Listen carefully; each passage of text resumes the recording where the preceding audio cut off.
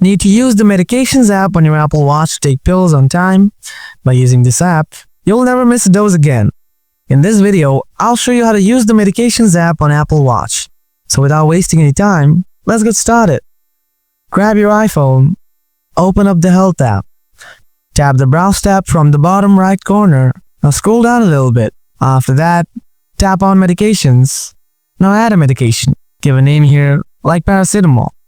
Tap Next. Now select common forms like tablet. Then tap Next.